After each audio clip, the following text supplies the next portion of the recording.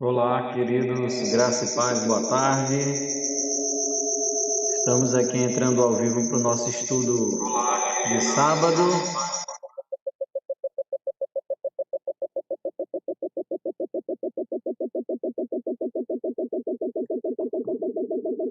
Vamos aqui iniciando, né, Deixa eu ver aqui, tem algum problema com algum som aqui.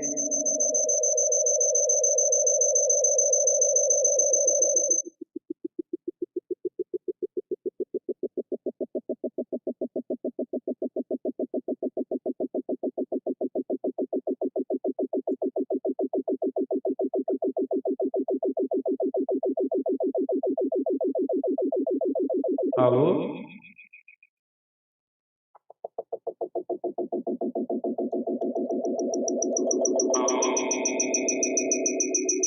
Tá com algum áudio estranho aqui?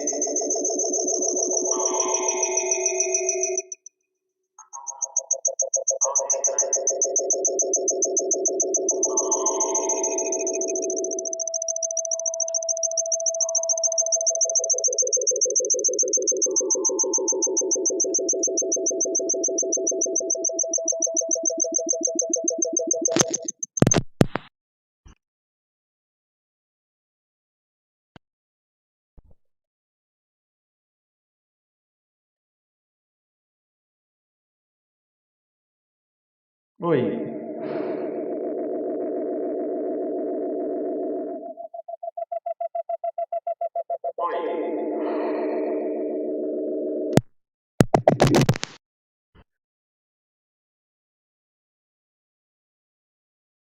Alô?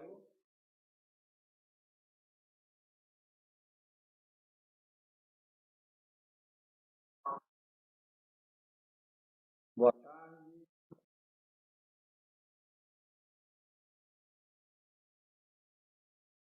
Alô?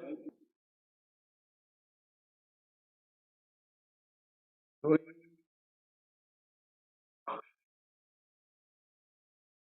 Algum problema aqui?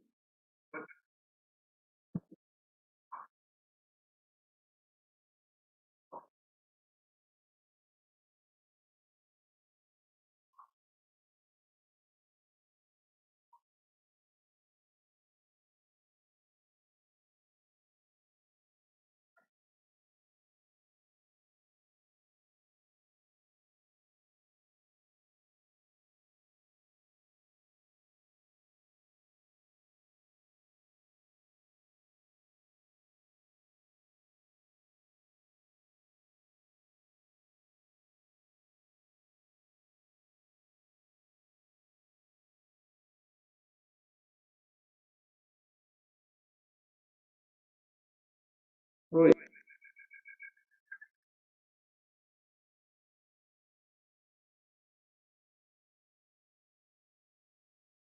Oi.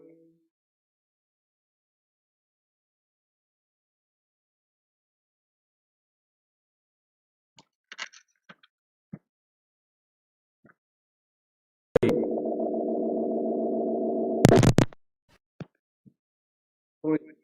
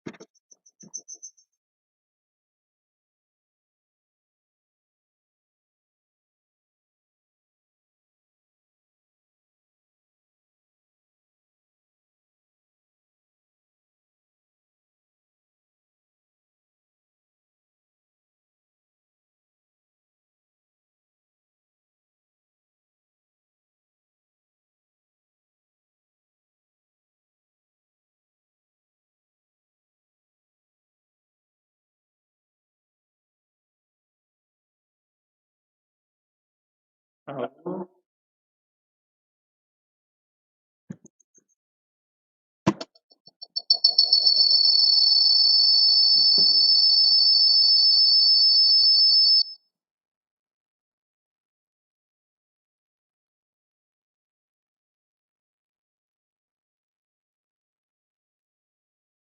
Alô?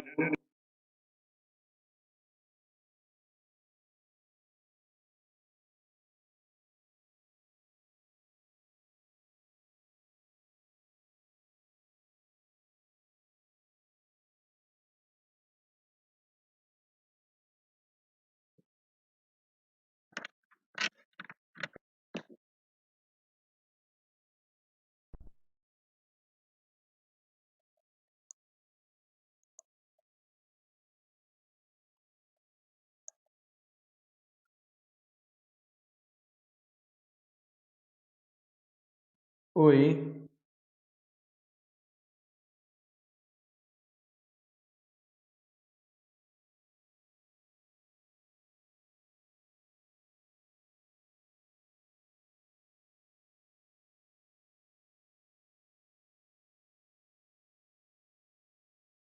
Alô, som?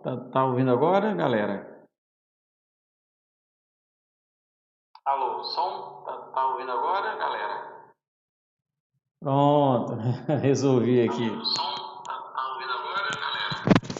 Pronto, resolvido. Ai, meu pai. Enfim.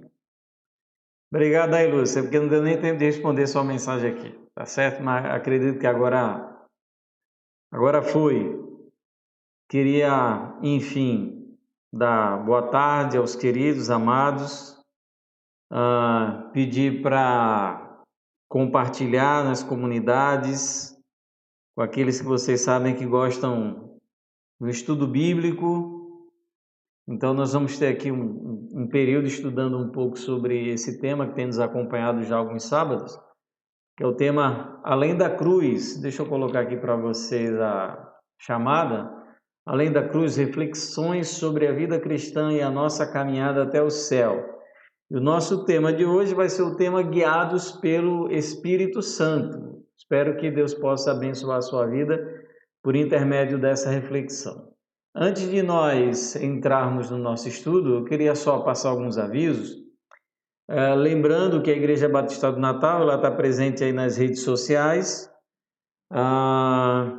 tanto no Facebook, quanto no YouTube, quanto no Instagram. Então você pode aí se inscrever, curtir. Inclusive o pessoal estava me dizendo aí, pastor, avisa o pessoal do YouTube que gosta de YouTube que tem que, além de se inscrever no canal, tem que ligar o tal do sininho. Não sei nem que sininho é esse, mas se você é usuário aí do YouTube, você sabe do que o pessoal fala, tá certo?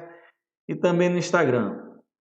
Então, nesses canais aí a gente tem transmitido nossos estudos, nós temos aí transmitido os nossos cultos aos domingos, tá certo? Então, nós queremos contar com a sua participação aí, sempre que for possível, tá bom?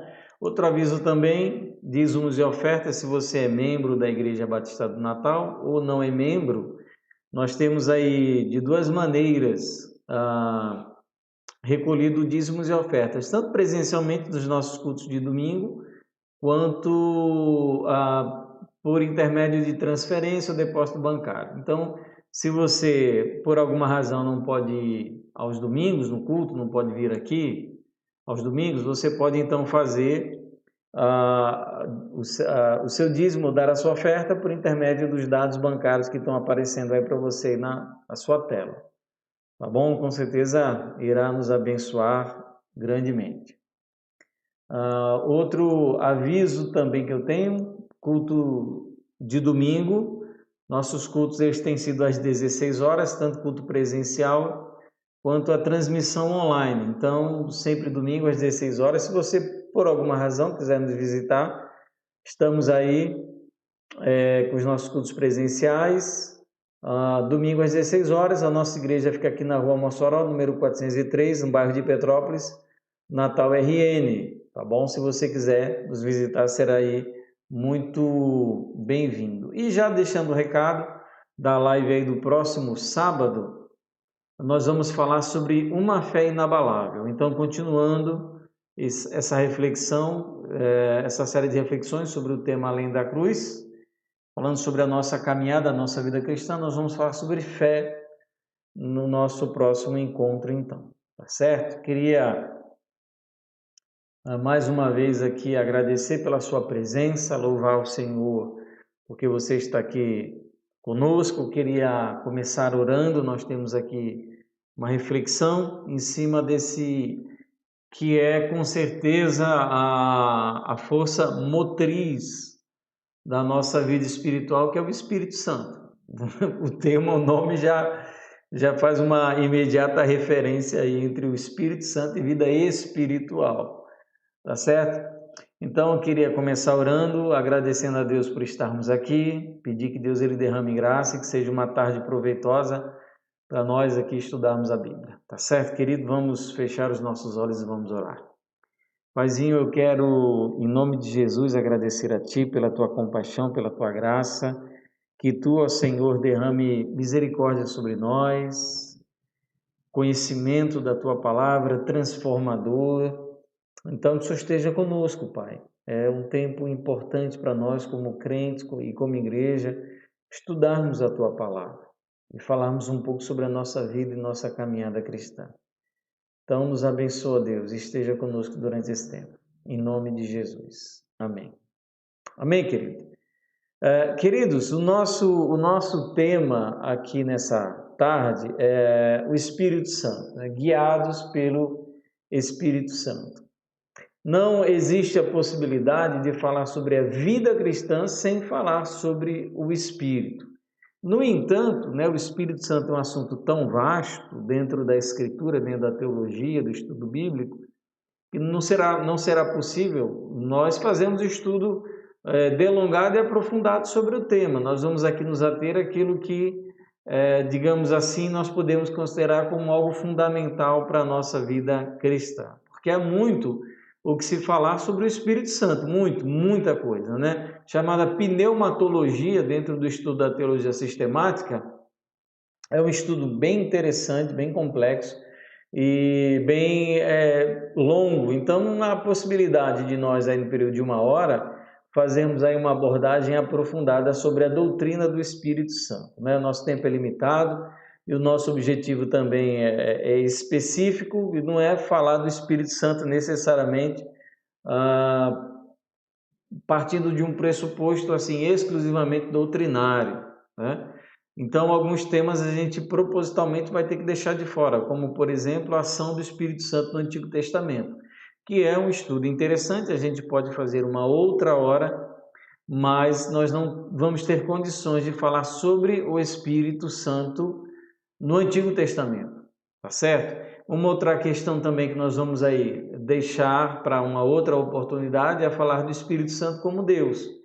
Nós, como batistas, nós acreditamos na Trindade como expressa nas Escrituras, na pessoa do Pai, do Filho e do Espírito Santo. Então, para nós, o Espírito Santo é Deus, é uma pessoa e compartilha da Trindade com o Pai e o Filho. Então, nós não poderemos falar sobre as nossas convicções fundamentadas na Escritura acerca do Espírito Santo, da divindade do Espírito Santo. Isso vai ficar também para outra oportunidade.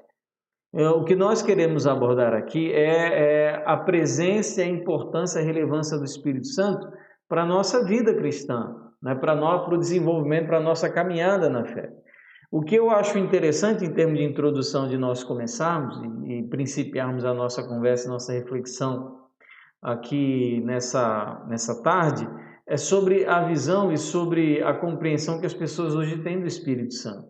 As igrejas pentecostais, elas meio que se apoderaram, né, como igrejas espirituais no que diz respeito à presença do Espírito, né? Então, infelizmente, isso não é uma virtude do pentecostalismo, é um defeito, porque eles se arvoram de ter essa autoridade de que são igrejas especialmente espirituais, porque elas enfatizam o Espírito Santo. Isso é um pensamento bastante equivocado, um pensamento bastante distante da realidade, tanto da realidade eclesiástica das próprias igrejas pentecostais, quanto e principalmente dentro da compreensão bíblica, essa compreensão de que as igrejas pentecostais são igrejas que tratam de uma maneira mais aprofundada e tem mais propriedade para falar sobre o espírito do que as igrejas tradicionais ou igrejas reformadas, esse pensamento ele não condiz com o que a própria Escritura fala.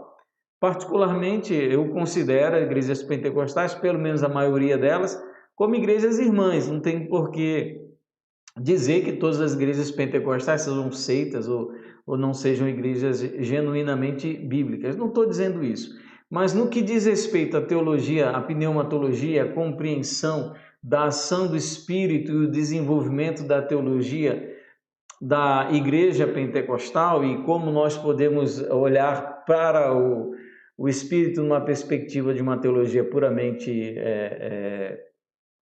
tradicional, batista, nós precisamos primeiramente iniciar dizendo que a compreensão de que o Espírito Santo é aquele que se manifesta exclusivamente pelo dom de línguas é uma compreensão completamente equivocada. Nós, como Igreja Batista, nós não corroboramos e não acreditamos, né, nessa defesa pentecostal de que a manifestação da genuína presença do Espírito Santo na vida de alguém seja o falar em línguas.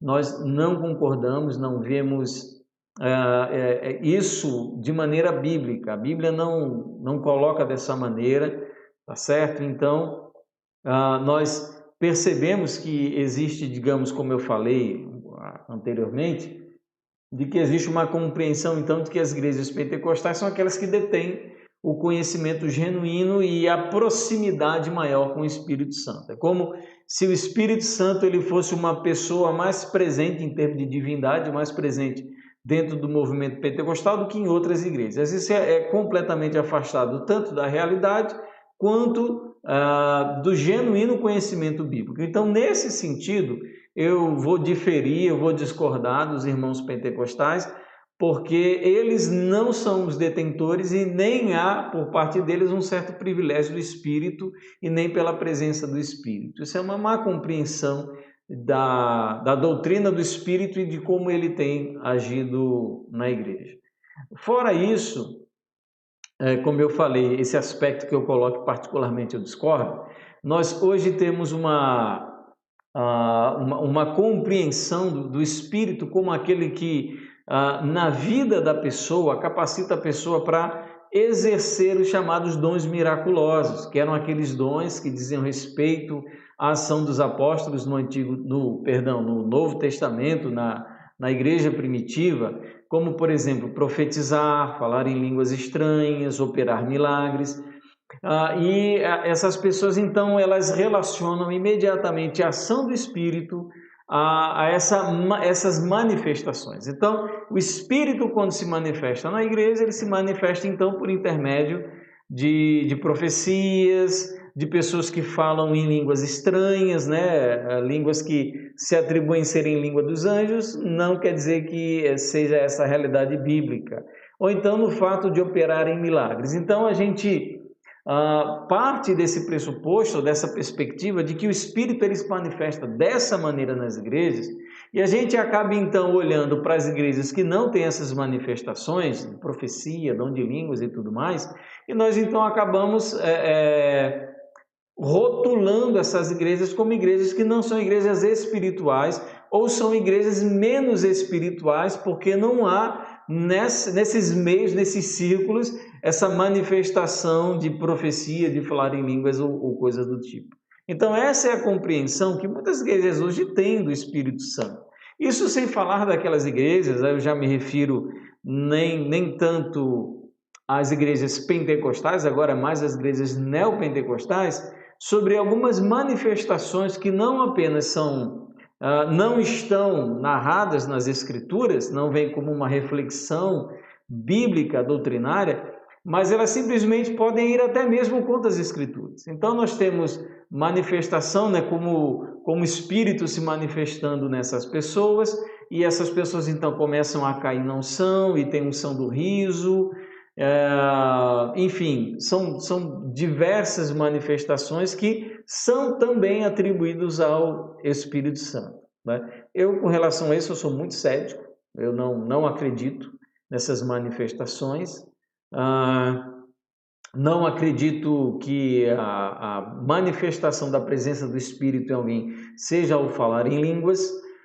Então, e também eu sou cético em relação às profecias, como elas são feitas nesses círculos neopentecostais e muitos pentecostais. Então, porque não é isso que eu vejo, a ação e aquilo que o Espírito Santo ele faz na igreja no Novo Testamento, é aquilo que ele deve então fazer na nossa igreja. O meu desejo não é criar uma nova doutrina, e nem eu quero isso nem para a minha vida e nem para a vida da igreja, uma nova concepção, uma nova revelação, como também acontece nesses meios neopentecostais e pentecostais, de novas revelações, né? Enfim, o nosso objetivo não é esse. O nosso objetivo sempre, né, nós como crentes, batistas principalmente, é nós voltarmos o nosso coração para a palavra e entender a partir da palavra aquilo então que ela nos fala acerca do Espírito Santo. Tá certo? Então, o que eu passo aqui para vocês, o que eu compartilho é uma visão que vem da Escritura. Nós vamos falar aqui de alguns textos bíblicos para fundamentar aquilo então que nós queremos apresentar para os amados como a ação, né, a maneira como o Espírito ele guia os crentes e a igreja.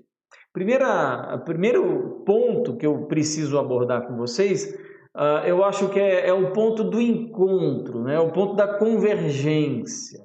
Porque nós somos criaturas espirituais, os crentes são espirituais, pela presença do Espírito Santo. E isso acontece quando? Acontece no momento da chamada regeneração, que é o ato em que o Espírito Santo vivifica o pecador para crer em Cristo e ser salvo. Então, no momento em que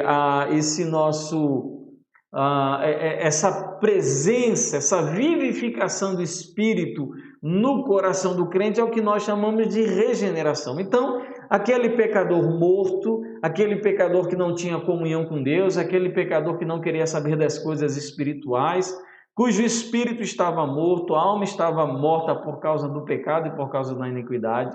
O Espírito Santo é que faz com que essa pessoa ela comece a reviver, a renascer e ter uma vida espiritual. Então, antes dessa regeneração operada pelo Espírito, nós éramos simplesmente pecadores mortos.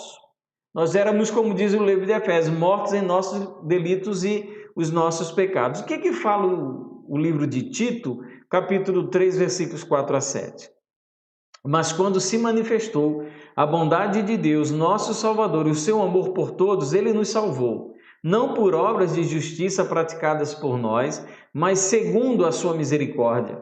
Ele nos salvou mediante, olha só, o lavar regenerador e renovador do Espírito Santo, que ele derramou sobre nós ricamente por meio de Jesus Cristo, nosso Salvador, a fim de que, justificados por graça, nos tornemos seus herdeiros segundo a esperança da vida eterna. Então, a primeira ação do Espírito na vida do crente é a regeneração. Só lhe é imputada a capacidade de crer e depositar fé em Jesus se ele for regenerado pelo Espírito Santo. Então, a primeira ação do Espírito é, ainda nós mortos, nós somos então regenerados. E essa regeneração então nos capacita e habilita para nós darmos uma resposta ao chamado do Senhor. Tito capítulo 3, 4 a 7. Então não há cristão sem regeneração. A pessoa ela entra na igreja, se ela não for regenerada pelo Espírito, ela não será salva. Ela não vai ter esse conhecimento que vai conduzir a pessoa ao arrependimento e à profissão de fé no Salvador Jesus Cristo. A primeira coisa que precisa acontecer é esse processo que nós chamamos de regeneração. 1 João capítulo 3, versículo 24. Quem guarda os seus mandamentos permanece em Deus e Deus permanece nele. E nisto conhecemos que ele permanece em nós, pelo Espírito que ele nos deu. Então, o Espírito, novamente, é essa marca da regeneração, de que o processo, de que aquele momento, aquele encontro com Jesus de salvação foi um encontro genuíno. Porque ele foi provocado, sim, por uma regeneração genuína que veio, então, através do Espírito Santo. Então, nós queremos falar sobre a ação do Espírito na vida do crente, na vida da igreja. Nós precisamos, primeiro e antes de tudo, falar que nós somos crentes, nós somos salvos, somos cristãos, por causa da ação do Espírito em nos regenerar, certo? Eu sei que os católicos consideram Maria quase como fazendo parte da nossa salvação. Para os evangélicos, a gente não crê nisso, mas nós cremos sim que o Espírito ele também participa ativamente na salvação do ser humano. Então, primeiro, o Espírito Santo é aquele que nos regenera, é aquele que nos tira da morte, é aquele que faz uma obra em nós, tira as nossas escamas, tira a nossa morte para que nós possamos então responder a Cristo com relação ao seu chamado para a salvação. Então, primeiro, o Espírito Santo regenera o cristão. Regenerados, a palavra do Senhor diz que nós somos selados pelo Espírito. Ora, Efésios capítulo 1, versículo 13. Nele também vocês, depois que ouviram a palavra da verdade, o evangelho da salvação, tendo nele crido, receberam o selo do Espírito Santo da promessa. O Espírito Santo na vida do cristão, primeiro, ele regenera. Segundo, ele sela. O selo, ele era feito de uma espécie de cera, ele era derramado, ele era queimado, era colocado, por exemplo, numa correspondência, ou então no rolo, que era a maneira dos livros daquela época, e era colocado um selo, né? Botava cera e com a cera ainda quente eles colocavam um selo e esse selo marcava três coisas. Primeiro, marcava segurança, né? De que aquele documento ele tinha um destinatário, ele tinha um propósito, ele tinha um objetivo, ele era genuíno. Então isso dava segurança àquele documento. Ele tinha vindo de fato da mão do imperador e de que aquilo não seria aberto até o seu destinatário final. Então, primeiro, dava a segurança de que era genuíno e, segundo, garantia a sua inviolabilidade. E ninguém poderia romper esse selo. Essa é uma visão interessante que nós temos lá no livro de Apocalipse, naquele livro que está nas mãos de Deus, que ele sendo selado por dentro e por fora, né? Que ele era inviolável. Então, a presença do Espírito em nós garante genuinidade. Nós somos de fato cristãos, só é crente quem tem o Espírito Santo. Só é crente quem tem o Espírito Santo de Deus. Isso me dá segurança da minha identidade. O que me dá a segurança da identidade, em primeiro lugar, não é as minhas escolhas éticas. O que me dá a segurança de eu ser crente é, de fato, que o Espírito Santo habita em mim. Então, isso me dá essa segurança e também indica a minha inviolabilidade, é o meu pertencimento. Eu pertenço a Deus e nada vai fazer com que eu deixe de pertencer a Ele. Isso, para mim, também é um outro agravo de alguns movimentos pentecostais que defendem que o crente pode perder a salvação, ou seja, que o nosso Espírito, que o Espírito Santo em nós é um selo tão fraco que qualquer pecado ou até mesmo o diabo, ele consegue romper esse selo e tornar então violável. Eu particularmente eu não concordo, porque quem garante a inviolabilidade das promessas de Deus a nós e na nossa própria vida é o próprio Espírito Santo que habita em nós. Então, se o Espírito Santo ele puder ser subvertido, destruído, retirado, aí, quem sabe, o ser humano pode perder a salvação. Mas, nesse caso, a presença do Espírito, ele deixa para nós bem claro que o Espírito Santo em nós nos dá a segurança e nos dá a inviolabilidade. Nós, com certeza, seremos, então, salvos naquele dia. Uma outra figura também do Espírito Santo em nós, na vida do crente, é que o Espírito Santo é o penhor da salvação. Nós temos muitos textos que vão falar sobre essa realidade. O penhor, naquela época e hoje também funciona dessa maneira, é uma espécie de garantia dada a alguém por um pagamento futuro. Então você pegou um dinheiro emprestado e você deu como garantia o seu carro. O que é isso? É um penhor. Então você, para reaver esse carro, o que você faz? Você paga aquilo que você deve. Isso é uma maneira que a gente chama de penhora, né? De penhorar.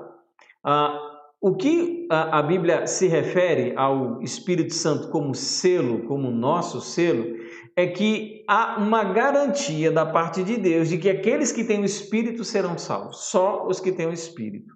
Romanos capítulo 8, versículo 11. Se em vós habita o Espírito daquele que ressuscitou Jesus Cristo dentre os mortos, esse mesmo que ressuscitou Cristo dentre os mortos, vivificará também o corpo mortal de vocês por meio do Espírito que habita em vocês. É uma promessa, é uma garantia, é uma segurança de que o Espírito em nós garante que nós seremos ressuscitados, assim como Cristo ressuscitou, de que nós seremos salvos. 2 Coríntios capítulo 5, versículo 5. Ora, foi o próprio Deus que nos preparou para isto, dando-nos o penhor do Espírito. Então, o próprio Pai, o próprio Deus Pai, que nos deu o penhor como uma garantia de que Ele há de cumprir a sua promessa. Então, se eu tenho o Espírito Santo, não existe absolutamente nenhuma razão, como, por exemplo, os católicos querem afirmar, de que não há como você se declarar salvo, né? Porque isso é uma espécie de arrogância, mas a nossa salvação não se baseia em nossos méritos, a nossa certeza de salvação se baseia em textos como 2 Coríntios capítulo 5, versículo 5, que fala que Deus nos preparou para isto, dando-nos o penhor do Espírito. É uma garantia, uma promessa de Deus. Efésios capítulo 1, versículo 14. O Espírito é o penhor da nossa herança, até o resgate da sua propriedade em louvor da sua glória. Novamente, quer dizer, o Espírito, a presença do Espírito, garante a nossa salvação, garante a vida eterna, porque a presença do Espírito em nós é exatamente essa garantia. 2 Coríntios capítulo 1, versículo 22, que também pôs o seu selo em nós e nos deu o penhor do Espírito em nosso coração. A mesma visão, é a garantia, o termo de garantia de que o Pai cumprirá para nós a sua promessa. Quer dizer, você vê que são muitos textos que nós temos aqui. Outro, também, Romanos capítulo 8, versículo 11. Então, uma segunda visão, uma segunda maneira que nós encontramos o Espírito Santo no Novo Testamento é o Espírito Santo como o penhor do crente, como aquele que nos dá a garantia da salvação. Então não há por que eu ter medo de perder algo que simplesmente é garantido pelo próprio Deus. Não é garantido por mim mesmo, é garantido pelo próprio Deus. Então, segundo, o Espírito Santo é o penhor. Eu só abri aqui. Saiu. Pronto. Uma outra maneira que nós encontramos também o Espírito é o Espírito Santo como motor da igreja, aquele que move, aquele que conduz tanto os crentes quanto a igreja. A igreja era o que era e fazia o que fazia, como nós lemos no livro de Atos e como nós encontramos na história da igreja atualmente, tudo por causa do Espírito Santo. É o Espírito que vivifica, é o Espírito que movimenta, é o Espírito que conduz, é o Espírito que orienta, né? É o Espírito que sopra e a igreja, então, ela é movimentada, o crente é movimentado e conduzido por esse sopro. João capítulo 14, versículos 2 a 17 diz: em verdade, verdade, lhes digo que aquele que crê em mim fará também as obras que eu faço e outras maiores fará. Porque eu vou para junto do Pai. E tudo que vocês pedirem em meu nome, isso farei, a fim de que o Pai seja glorificado no Filho. Se me pedirem alguma coisa em meu nome, eu o farei. Se vocês me amam, guardarão os meus mandamentos. Eu pedirei ao Pai e ele lhes dará outro Consolador, a fim de que esteja com vocês para sempre.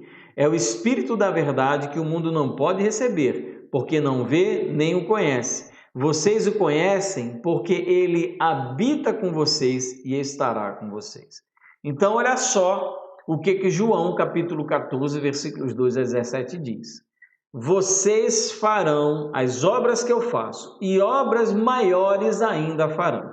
Então, olha só, isso não é uma promessa, isso é uma certeza. Jesus não está dizendo, olha, pode ser que, talvez, é uma condição sine qua non, pode ser que sim, pode ser que não. O que o Senhor Jesus está dizendo em João capítulo 14 é uma garantia, vocês farão obras maiores do que essas, né? Alguém já me perguntou, mas que obras são essas maiores? Ora, essas obras maiores dizem respeito ao tempo, porque nós temos mais tempo de realizar obras, e também diz respeito à extensão, porque nós não estamos limitados como Jesus estava, nós como igreja, não estamos mais limitados como Jesus estava a Palestina do século I. Nós estamos aí sem essas limitações, a igreja, né? Então a igreja, ela com certeza faz obras maiores, porque o texto de João 14 fala, eu vou para junto do Pai. E ele acrescenta um detalhe interessante, que ele diz assim, tudo que vocês pedirem em meu nome, isso eu farei, a fim de que o Pai seja glorificado no Filho. Vem aquela questão, o que eu posso pedir ao Pai que Jesus vai me dar?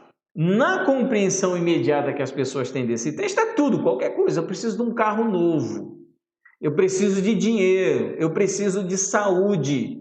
Não, o texto ele precisa ser entendido dentro do contexto. O que Jesus está falando? Ele está falando sobre fazer as obras do Pai. Então, dentro desse contexto de fazer as obras do Pai, daquilo que o Pai nos deu para fazer, daquilo que é nossa responsabilidade como igreja, daquilo que é nossa responsabilidade como crente, dentro daquilo que o Pai nos deu para fazer essas obras que Jesus fazia, que agora são nossas obras. Dentro de tudo isso que nós pedimos, o Pai irá nos dar, porque não é a nossa obra, é a obra do Pai. O interesse principal é dele que a obra seja realizada. Então, dentro disso, eu quero evangelizar, eu quero criar um grupo de oração, eu quero estudar a Bíblia, eu quero conduzir as pessoas até Jesus, eu quero fazer algum tipo de obra social. Dentro disso, o que nós pedirmos, o Pai irá nos dar para realizar essas obras. Então, é dentro desse contexto. Então, a primeira coisa que ele coloca, quer dizer, existe uma obra a ser realizada, existe uma obra a ser feita, é extensa, você vê que existe uma relação absolutamente imediata com quantidade, quer dizer, obras maiores nós faremos, e é relacionado primeiro com oração. Nós realizaremos essas obras por intermédio da oração. Primeiro, o fundamento, então, da realização dessas obras é o pedir ao Pai. Por que nós somos tão tímidos na obra da igreja? Eu, como crente, sou tão tímido nessas obras. Por que as minhas obras são tão poucas e tão pequenas e tão tímidas? Porque eu não peço. Primeira coisa, eu não tenho ousadia no pedir. Eu não tenho fé no pedir. Ou o meu pedir é um pedir egoísta, né? Para suprir as minhas necessidades imediatamente materiais. Não é esse pedido de realizar as obras que Deus nos deu para realizar. Primeira coisa.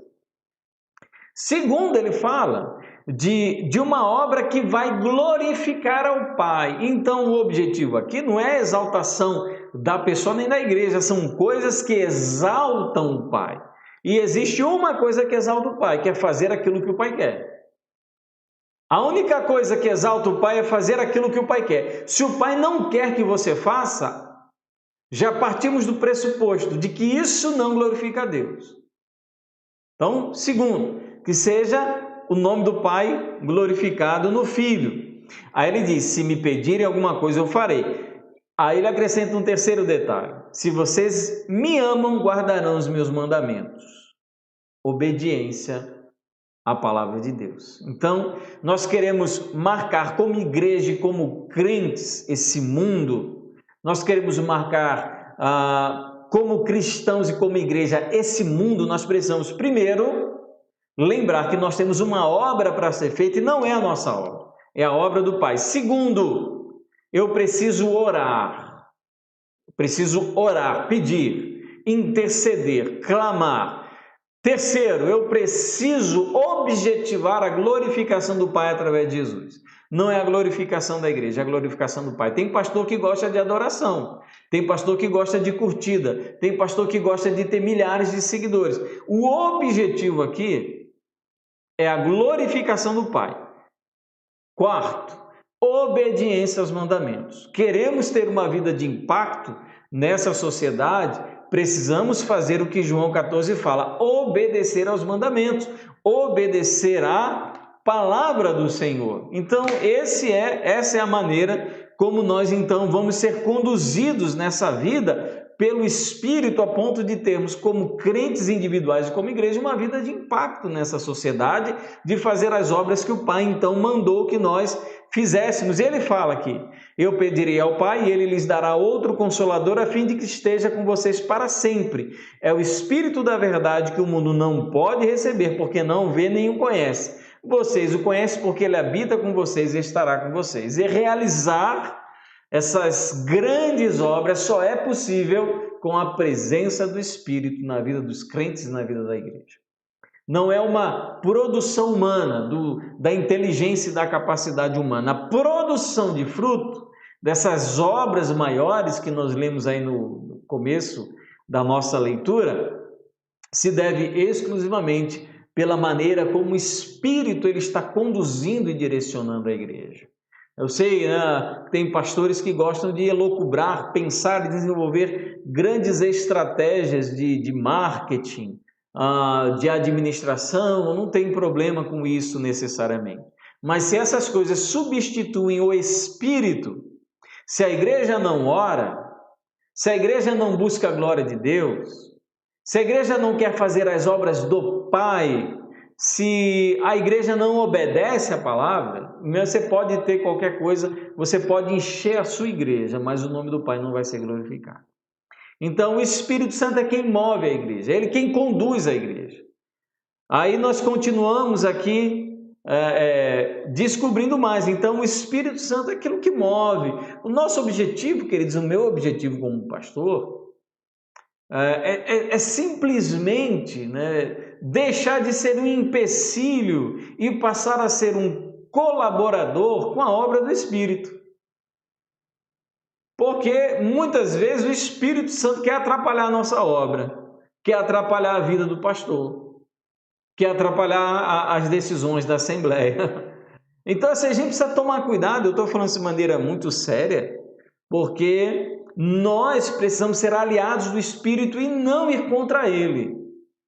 Ele tem uma agenda, o Espírito tem uma agenda, e nós então precisamos aí estar conscientes e adotar para nós essa agenda, certo? Então, o Espírito Santo é o motor da igreja.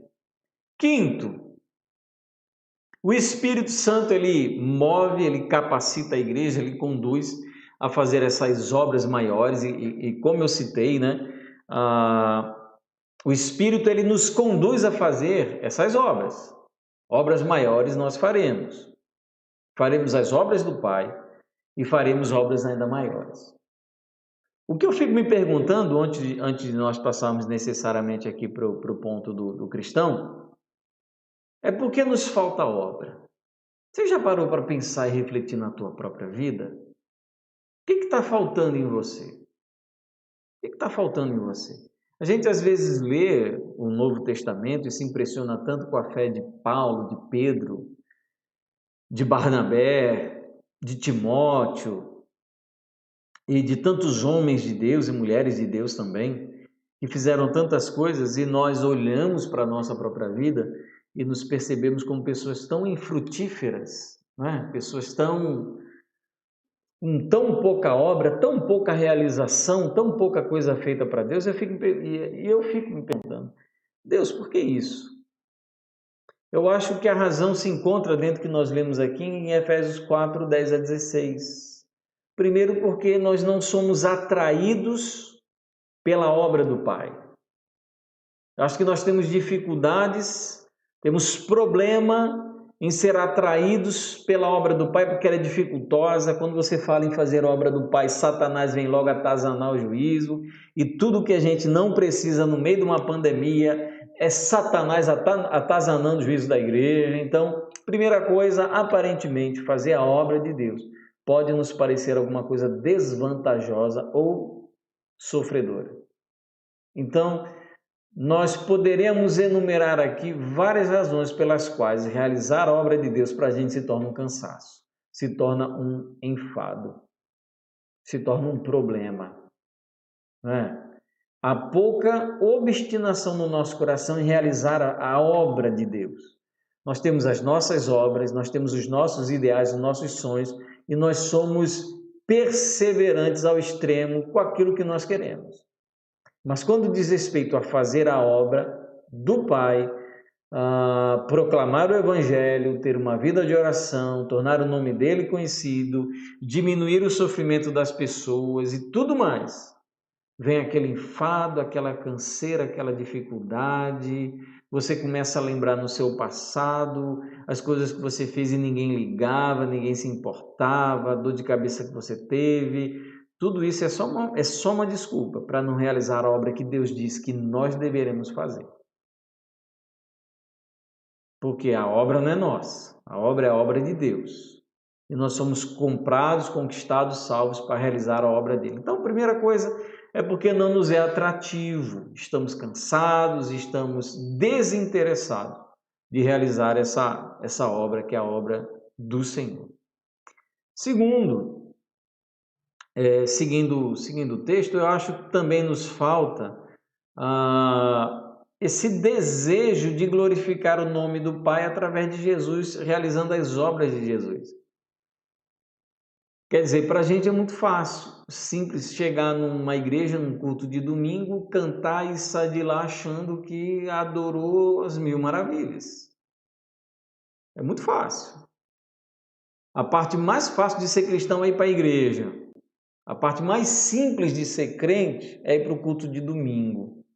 Mas parece que é lá que nós encontramos a maior da nossa realização, que nós nos sentimos religiosamente realizados. Quer dizer, nós não realizamos as obras do Pai, nós não estamos glorificando o seu nome, por mais que estejamos frequentando dominicalmente a igreja.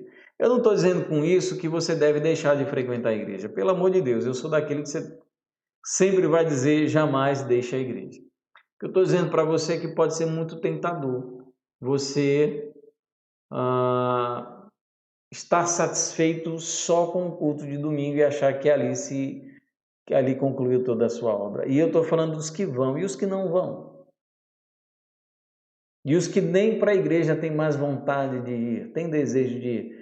Como se for ou deixar de ir para a igreja fosse algo que dissesse respeito ao pastor ou às pessoas que estão lá. Eu não estou dizendo Igreja Batista do Natal, eu estou dizendo, eu não gosto da Igreja Batista do Natal, aquele pastor barbudo eu não gosto, eu vou para a igreja. Meu irmão, igrejas melhores do que a Igreja Batista do Natal por aí.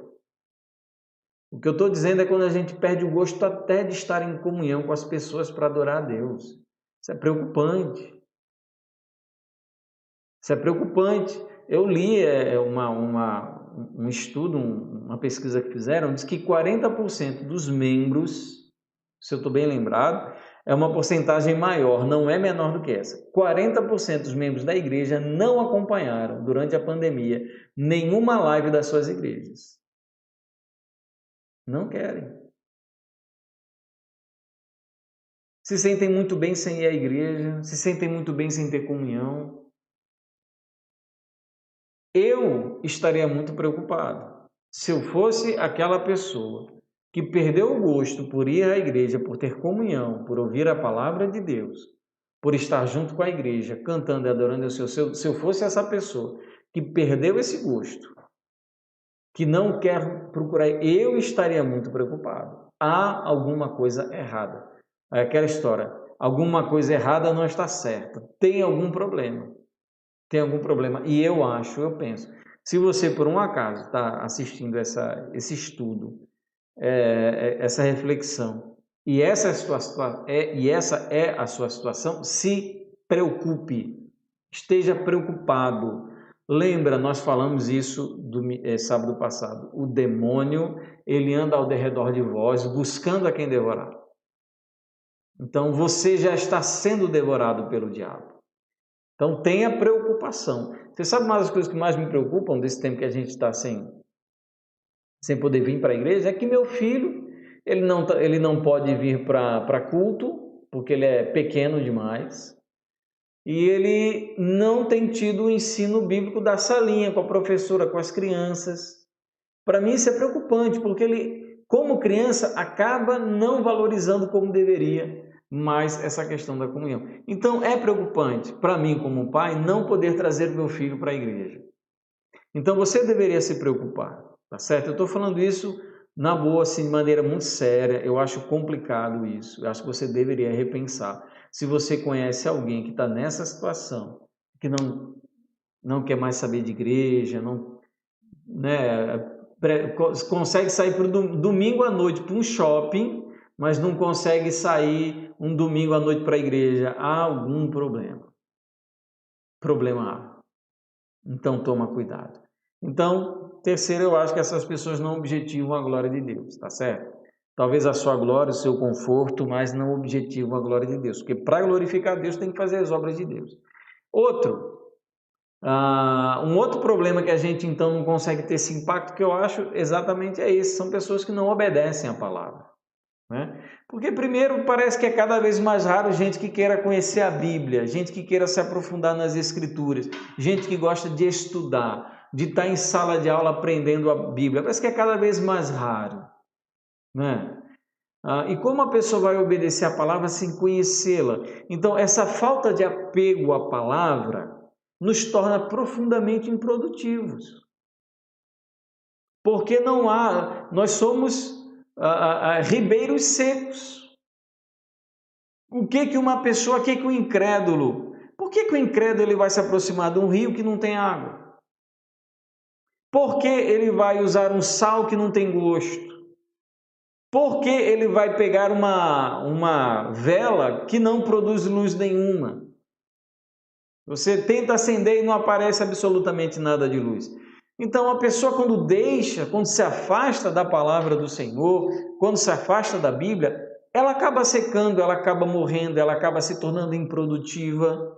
E eu acho, então, que aí se encontra também uma das razões pelas quais nós somos, então, pessoas tão improdutivas. E, por fim, eu não sei nem se eu falei sobre isso, é a questão da oração. Acho que eu até falei no começo, mas talvez Deus esteja incomodando para falar de novo. É orar.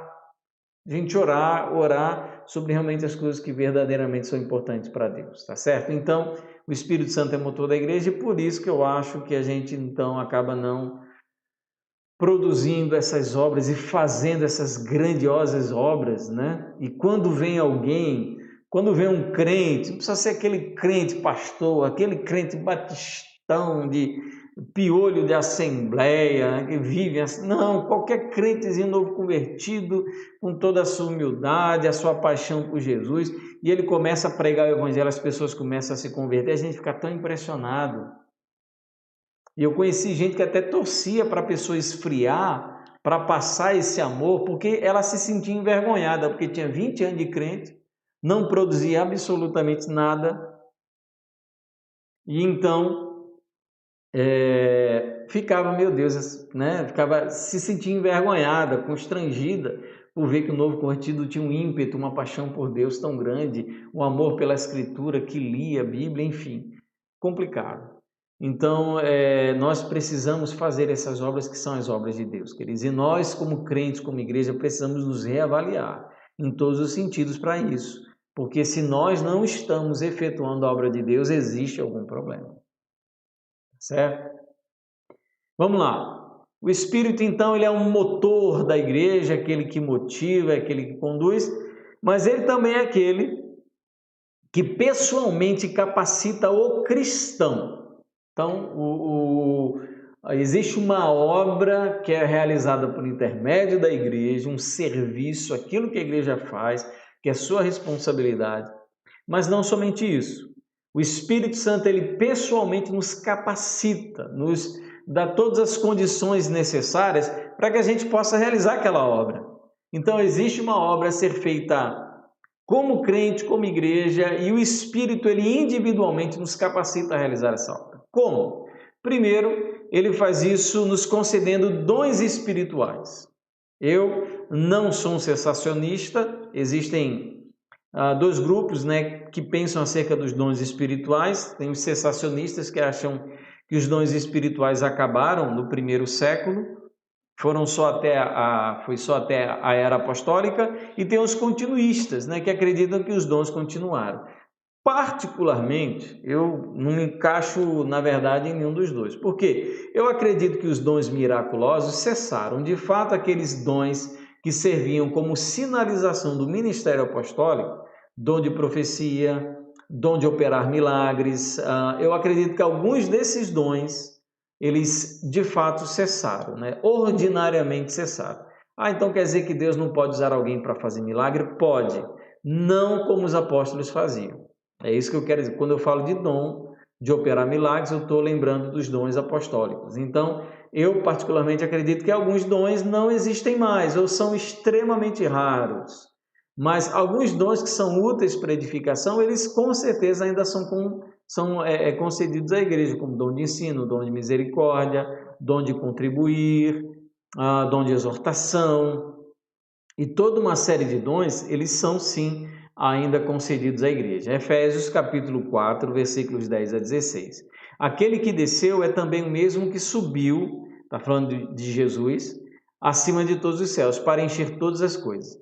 Ele mesmo concedeu uns para apóstolos, outros para profetas, outros para evangelistas e outros para pastores e mestres, com vistas ao aperfeiçoamento dos santos, para o desempenho do seu serviço, para a edificação do corpo de Cristo, até que todos cheguemos à unidade da fé e do pleno conhecimento do Filho de Deus, ao estado de pessoa madura, à medida da estatura da plenitude de Cristo, para que não mais sejamos como crianças, arrastados pelas ondas e levados de um lado para o outro, por qualquer vento de doutrina, pela artimanha das pessoas, pela astúcia com que induzem ao erro.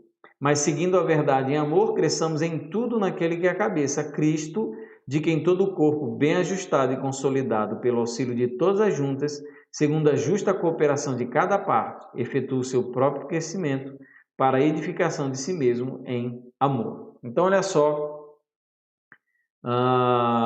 o que acontece? Jesus sobe aos céus e concede então dons aos homens. E esses dons, eles são utilizados para a edificação do corpo de Cristo, né? A edificação do corpo de Cristo. E como então a igreja é edificada, segundo Efésios capítulo 4, versículo 10 a 16, é quando cada pessoa da igreja, quando os membros da própria igreja decidem colocar à disposição da igreja os dons, as habilidades, as capacidades que tiveram, que receberam de Deus.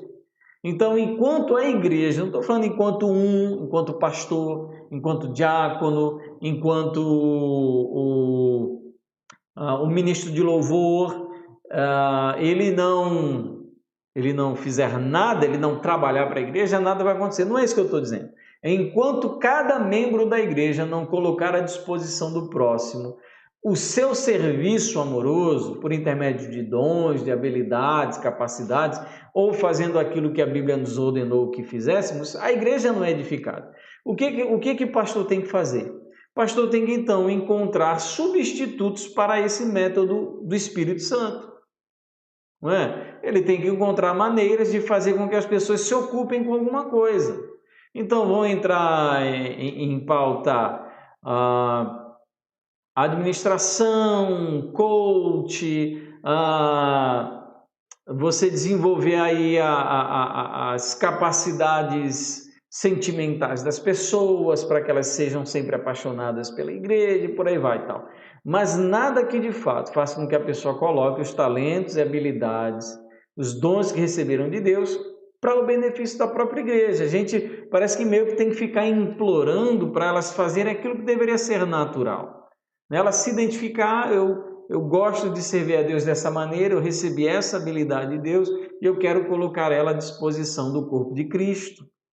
Então, esse conjunto de habilidades, 1 Coríntios capítulo 12, versículo 11 diz: mas um só é o mesmo Espírito que realiza todas essas coisas, distribuindo a cada um individualmente conforme ele quer. Ele está falando sobre os dons espirituais. Então, o Espírito distribui, ele dá, ele concede a cada pessoa determinadas habilidades e capacidades, para que essas habilidades e capacidades sejam colocadas à disposição da igreja. Quando nós nos recusamos a usar essas habilidades, o que acontece então?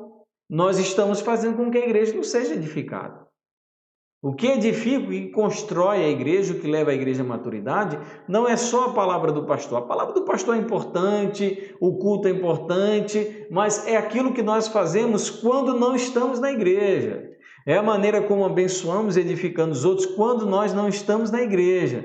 Então, é importante que nós falemos isso, porque a construção de uma igreja não é a construção do pastor. Eu sei que hoje se enfatiza e se valoriza muito essa questão do pastor, e toda a igreja deseja um pastor que faça tudo pela igreja, que seja um pastor que seja psicólogo, psiquiatra, médico, administrador, coach.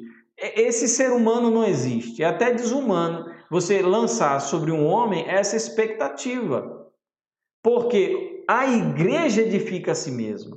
O pastor é aquele que recebeu de Deus a capacidade, habilidade de conduzir o processo, mas ele não consegue nem vai ter condição de fazer isso a parte da atuação dos outros membros. É ilusório a gente imaginar isso, tá certo? Eu acho que um dos grandes problemas das redes sociais é que nós encontramos muitos pastores em evidência. Então você vê determinado pastor, mas você não consegue ver o que existe por trás dele, o suporte que ele tem, a liderança que ele tem, as pessoas que agem e trabalham com suas habilidades e dons espirituais na igreja daquele pastor. Então a gente vê só o brilhantismo, a boa palavra daquele homem, porque é o que a rede social está mostrando, é o que o YouTube está mostrando.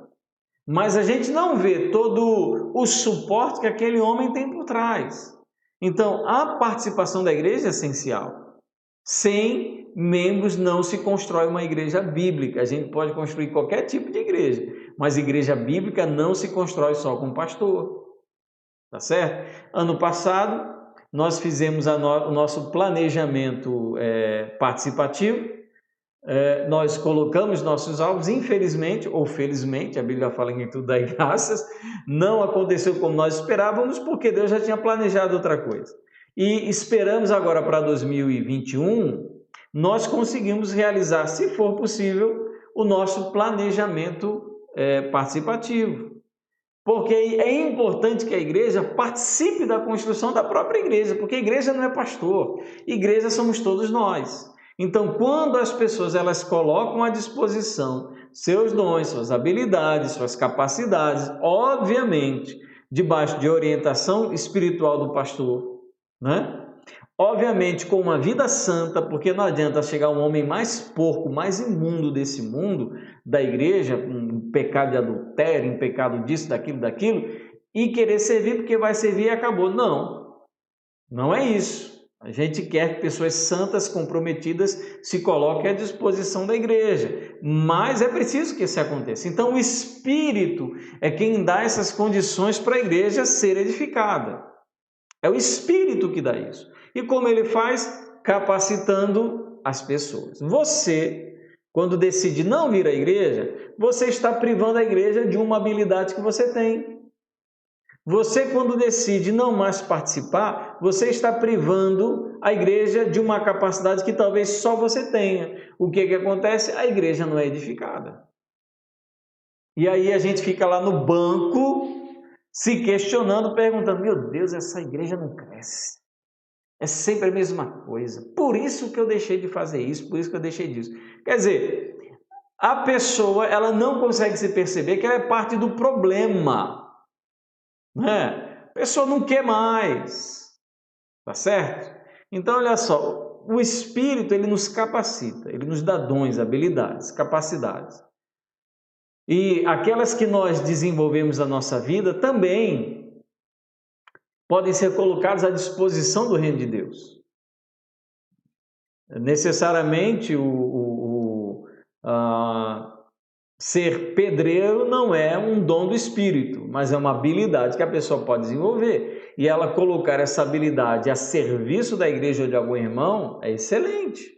Então, tudo aquilo que nós temos, né, é utilizado então para o benefício. Então, o Espírito, ele nos capacita para servir a igreja e conduzir a igreja à maturidade, tá bom? O Espírito também nos capacita a produzir frutos. É texto conhecidíssimo de Gálatas capítulo 5, versículo 22 a 23. Mas o fruto do Espírito é amor, alegria, paz, longanimidade, benignidade, bondade, fidelidade, mansidão, domínio próprio. Contra essas coisas não há lei. Gálatas 5, 22 a 23. O que acontece? O Espírito, ele não apenas nos dá habilidades para fazermos, mas também nos dá capacidade para sermos. Sermos pessoas amorosas, pessoas alegres, pessoas pacíficas, pessoas longânimas, pessoas benignas, pessoas bondosas, pessoas fiéis, pessoas mansas e pessoas com autogoverno. O Espírito em quem faz isso é o que ele quer produzir na nossa vida. Então, aquela pessoa que está muito interessada em produzir línguas estranhas, eu estaria mais preocupado em produzir os frutos do Espírito em Gálatas capítulo 5. Então, o Espírito em nós, ele nos conduz a mortificarmos o nosso pecado, a nossa iniquidade e também a produzirmos uma vida diferente, uma transformação, certo? Então, a nossa vida, quando ela tem o Espírito, ela é transformada, ela é mudada, ela é movimentada, mexida, ela é virada de cabeça para baixo. Aquilo que eu fazia, eu não faço mais. Eu cometia determinado pecado, hoje eu não cometo mais esse pecado. Eu me libertei, eu estou livre, agora eu sirvo a Deus, eu sirvo a Jesus, eu amo a minha esposa, amo minha família. Isso aqui é o trabalho do Espírito no coração do crente, certo? Então, ele produz frutos. Você quer conhecer se a pessoa tem o Espírito? Olhe para os frutos. Pela árvore nós vamos conhecer, pelos frutos da árvore nós vamos conhecer se a árvore é boa ou é ruim. Então, você produz frutos do Espírito? Você está produzindo frutos do Espírito? É a pergunta que eu lhe faço. Você é uma pessoa amorosa? Você ama o seu inimigo? Você é uma pessoa que lhe odeia mais? Se você não ama, está precisando produzir o fruto do Espírito. Você é uma pessoa alegre mesmo em meio à tribulação? Alegria. Alegria pela salvação, alegria por fazer parte da família de Deus. Você é uma pessoa que tem paz? Você é uma pessoa que tem paz no seu coração? Você sabia que a paz no coração é um fruto, algo que o Espírito produz em nós? Mesmo no meio de tanta dificuldade? Porque muitas pessoas se suicidam, decidem tirar a própria vida porque não têm paz. E o Espírito é aquele que em nós produz paz. Longanimidade. Longanimidade, essa expressão quer dizer um ânimo longo. Longanimidade é a capacidade de suportar provações, de suportar dificuldades, de enfrentar dores. Você é essa pessoa que faz tudo isso sem desanimar? Está passando pela prova, passando pela dificuldade, passando pela luta, mas se enfrenta. O que é isso? É ter um ânimo longo. É você não perder o seu ânimo, é você não perder a sua energia, a sua capacidade de continuar confiando em Jesus. É o Espírito que produz em nós longanimidade. Benignidade é a capacidade de sermos pessoas que fazem o bem para as outras pessoas. Você é essa pessoa que faz o bem para o próximo? Desgraçada, ela me paga. A Bíblia fala, não pagueis o mal com o mal. Você é uma pessoa que faz bem para o próximo? Fazer bem para o próximo é um fruto do Espírito. Você é uma pessoa boa, a bondade no seu coração? Ou você é aquela que sempre pensa mal, que sempre leva para o lado pior, uma pessoa amarga, uma pessoa desagradável, sem perdão? A bondade, o coração bom, é um fruto do Espírito. Você é uma pessoa fiel? Fiel a Deus e fiel aos outros? Fiel a Deus e fiel aos outros? Você é uma pessoa fiel? Fidelidade é a capacidade de ser uma pessoa de confiança. Você é uma pessoa em quem se pode confiar, uma pessoa íntegra, de um caráter ilibado, uma pessoa honesta, é um fruto do Espírito. Você é uma pessoa mansa? Aí tem aquela grande questão, né? O que é mansidão? Mansidão, eu lembro muito dos animais, né? Os animais, para eles serem mansos, eles precisam ser domesticados, né? São ser domesticados. O coração manso é aquele coração que é tratável por Deus. Não é aquela pessoa coitada, apagada, não. Manso é aquela pessoa que é tratada por Deus, que quando Deus repreende, aceita. Que quando alguém fala alguma coisa sobre algum pecado que ela está cometendo, ela baixa a cabeça e se humilha. Você é essa pessoa? Você consegue ouvir a verdade sem se revoltar contra aquela pessoa que lhe fala a verdade? É mansidão. Domínio próprio, capacidade de ter domínio, de ter autocontrole ou autogoverno. A pessoa que não se deixa levar pelas suas paixões, pelos seus pecados. Você consegue controlar a si mesmo? Tem um provérbio que fala: mais vale aquele que domina o seu próprio coração do que aquele que conquista uma cidade. Então é mais difícil conquistar a sua própria capacidade de exercer autocontrole do que você conquistar um grande reino ou uma cidade fortificada. O que é isso? O Espírito produz essa capacidade de ter domínio sobre si mesmo. Aí, que vontade de matar aquele desgraçado! Não, peraí, o Espírito não me permite agir assim.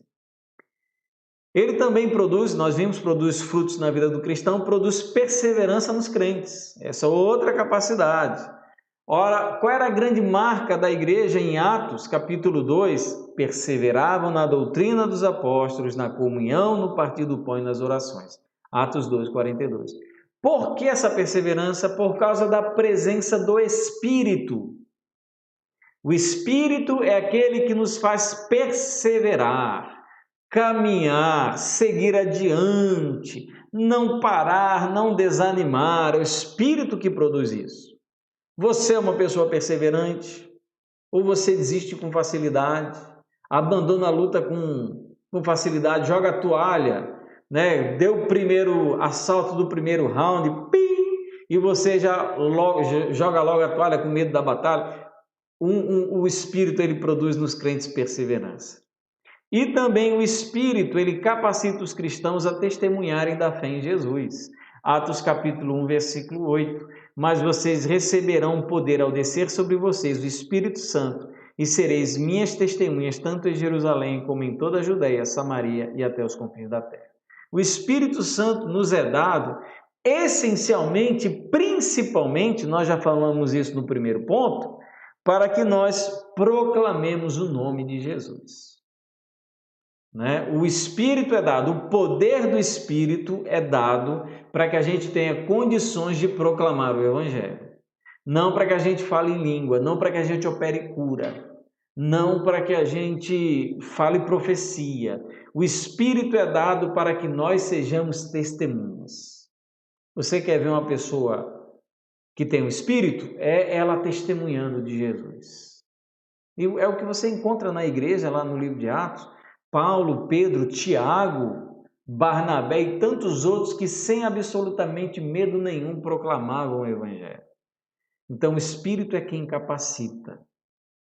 Talvez, queridos, nós estejamos aí tão tímidos no testemunho porque nós temos hoje investido muito pouco na nossa relação com o Espírito Santo de Deus. E por fim, o Espírito Santo, ele nos santifica. O Espírito Santo santifica o cristão. 2 Tessalonicenses 2,13, mas devemos sempre dar graças a Deus por vocês, irmãos amados pelo Senhor, porque Deus os escolheu desde o princípio para a salvação, pela santificação do Espírito e fé na verdade. Então, a obra do Espírito, essa obra que nós falamos sobre a obra da regeneração, ela também é a obra da santificação. O Espírito nos santifica, transforma o nosso caráter, transforma a nossa vida, muda quem nós somos, limpa os nossos pecados. 1 Pedro capítulo 1, versículo 2, eleitos segundo a presciência de Deus Pai em santificação do Espírito, para a obediência e aspersão do sangue de Jesus Cristo, que a graça e paz lhes sejam multiplicados. Eleitos em santificação do Espírito. O Espírito é aquele que em Cristo nos santifica, ou seja, nos limpa da nossa iniquidade original, do nosso pecado original, daquele pecado que nós herdamos dos nossos pais Adão e Eva. Ele nos purifica, ele nos separa, nos santifica, né? É a santificação passada, aquele momento em que nós somos regenerados, entregamos nossa vida para Jesus e nós então somos santificados, separados para Ele. Mas Ele também nos santifica a nossa vida a partir de então. Então, como diz a Bíblia, aquele que começou a boa obra em vós há de completá-la até o dia de Cristo. Então, existe uma obra que está sendo feita em nós pelo Espírito e essa é a obra da santificação. Então, queridos amados, o que acontece, né? O Espírito ele santifica a nossa vida. Ele nos purifica, produz em nós os seus frutos, nos capacita e nos habilita. Você perceba, queridos, o quanto na vida cristã o Espírito Santo para nós não só é essencial, mas é indispensável. Essencial e indispensável é a mesma coisa, tem todo o mesmo sentido. Mas perceba como nós não podemos ser igreja ou ser crente sem o Espírito Santo. E como nós temos então tido uma compreensão às vezes um pouco equivocada e o que nós fazemos nem sempre está de acordo com a atuação do Espírito na igreja. O que eu recomendo, só para nós encerrarmos essa nossa reflexão, é que nós precisamos, queridos, estudar mais sobre o Espírito, conhecer mais o Espírito e na nossa vida pessoal pedir que de fato Ele nos santifique e nos capacite a cumprir aquela obra que o Papai do Céu nos deu. É a obra dele. Existe uma obra, queridos, que nós como igreja precisamos fazer e nós só podemos fazê-la se for mediante a força e a capacitação do Espírito Santo de Deus. Amém, queridos? Que esse estudo ele possa ter edificado a sua vida. Eu queria, antes de orar com os amados, encerrar dando alguns avisos, tá bom? Primeiro aviso, nós estamos aí presentes nas redes sociais, a Igreja Batista do Natal, tanto no nosso canal aí, nossa página no Facebook, quanto no nosso canal no YouTube e também no Instagram. Você pode se inscrever, curtir. No caso do YouTube lá, você ativa o sininho para ficar por dentro aí das atualizações dos nossos estudos, tá bom? Então se inscreva, tá bom? Dá essa força, essa confiança na gente, de que nós vamos aí compartilhar com vocês coisas que vão edificar e abençoar a sua vida. Então, primeiro, as redes sociais aí. Se você, por um acaso, você quer dizimar ou ofertar, também está aparecendo aí para você, na sua tela, aí os dados bancários da Igreja Batista do Natal. Nós temos aí tido os nossos cultos de domingo, e você então pode ofertar financeiramente ou deixando seu dízimo e oferta aqui no culto, ou então depositando por intermédio aí da conta bancária que está aparecendo para você. Eu estou achando estranho aqui que eu coloquei um verde bem suave, está aparecendo um verde muito vivo aí na tela. Eu estou achando estranho, depois eu vou reduzir um pouco esse verde aí. Tá bom, queridos? Outro aviso. Amanhã nós teremos o nosso culto, vai ser culto de ceia, então você pode aí na sua casa separar aí os elementos, tá bom? Para participar então conosco do culto de ceia, amanhã. O nosso culto ele vai ser tanto presencial quanto virtual, às 16 horas, está aparecendo para você aí. O tema que nós estamos estudando é Histórias e Lições, as parábolas do Mestre, né? Vamos ver amanhã o que Deus, qual história Deus vai usar para nos dar algumas lições. Amém? E no próximo sábado nós vamos aí voltar com o nosso estudo Além da Cruz, reflexões sobre a vida cristã e a nossa caminhada até o céu. E o nosso tema será então uma fé inabalável. Nós vamos falar sobre fé, sobre a importância da fé na nossa caminhada cristã. Eu então lhe aguardo no próximo sábado, às 17 horas. Tá certo? Querido, agradeço pela sua participação até esse momento conosco. Quero orar, pedindo que Deus ele esteja com você, com todos nós, e abençoe as nossas igrejas, para que Deus ele então